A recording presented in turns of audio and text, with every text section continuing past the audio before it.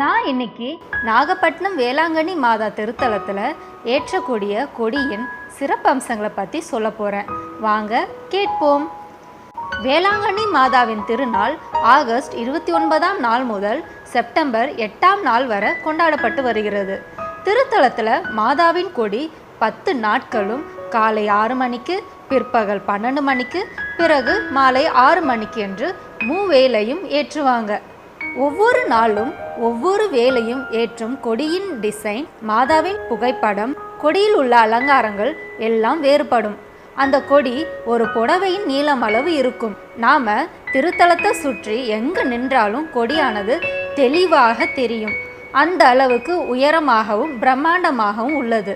மாதாவின் திருக்கோவிலில் ஏற்றிய கொடி தங்களுடைய பங்கிலும் ஏற்றுவதற்கு பல பங்கு தந்தையர்கள் வாங்கிக் கொள்வார்களாம். கடந்த வருடம் நான் வசிக்கும் பங்கிலும் மாதாவின் திருத்தலத்தில் ஏற்றப்பட்ட கொடியானது ஏற்றப்பட்டது. இந்த வருடமும் கொடியேற்றம் உள்ளதாக எம்முடைய பங்கு தந்தை அறிவித்திருக்கிறார். இந்த கொடியை தொட்டாலே நமக்கு குணம் உண்டு. நம்முடைய உடலில் உள்ள எல்லா நோய்களும், நம்முடைய மனதில் உள்ள எல்லா கஷ்டங்களும் அந்த கொடியை தொட்டாலே அற்புதங்கள் நிகழும். நம்முடைய வேண்டுதல்கள் எல்லாமும் நிறைவேறும். கடந்த வருடம் எமது பங்கில் ஏற்றப்பட்ட கொடியை தொட்ட பல பேர் தம்முடைய வாழ்வில் அற்புதங்கள் நிகழ்ந்ததா சாட்சியம் சொல்லியிருக்காங்க. கடற்கரையின் ஓசையிலே அந்த கொடியின் அசைவுகள் அழகோ அழகு. நவநாளின் முதல் ஜெபம். அமலோற்பவ கன்னிகையே, இறைவனின் மேலான படைப்பே, வல்லமை மிக்கவர் பெருமை உள்ளவைகளை உம்மிடத்தில் செய்தருளினார் என்பது முற்றிலும் உண்மையே. அவர் பூமியை உண்டாக்கி அலங்கரித்த பொழுது தண்ணீர் அனைத்தையும் கடலில் ஒன்றாக சேர்த்தது போன்று எல்லா தேவ வரங்களையும் உம்மிடத்தில் நிறைத்து வைத்திருக்கிறார். ஓ மனுக்குலத்தின் சிறப்பே, பூவுலகின் எழிலே, இறைவனின் ஆலயமே, தூய மூவொரு இறைவனின் இன்ப பூங்காவே, நீர் வாழ்க வாழ்க. ஆரோக்கிய தாயே, எங்கள் திருத்தந்தைக்காகவும் திரு அவைக்காகவும் கிறிஸ்துவின் எல்லா அடியார்களுக்காகவும் இறைவனிடம் மன்றாடுமாறு உம்மை வேண்டுகின்றோம். ஆன்ம வாழ்வையும் அறிவையும் ஆரோக்கியத்தையும் அளித்திட வேண்டியவர் நீரல்லவோ?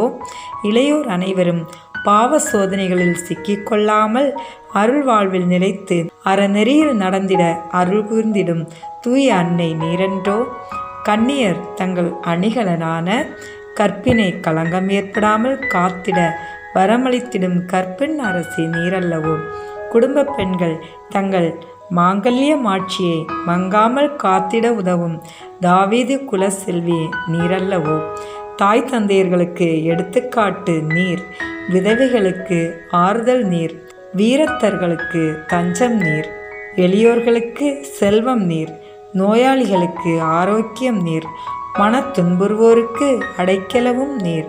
அம்மா, உம் வழியாய் இறைவனை அன்பு செய்து அவரது மகிமைக்காக வாழ்ந்திட எங்களுக்காக வேண்டிக் கொள்ளும். ஆமீன். இந்த வீடியோ உங்களுக்கு பிடிச்சிருக்குன்னா லைக், ஷேர், கமெண்ட் பண்ணுங்க. மறக்காம சப்ஸ்கிரைப் பட்டன் பிரஸ் பண்ணுங்க. தேங்க்யூ.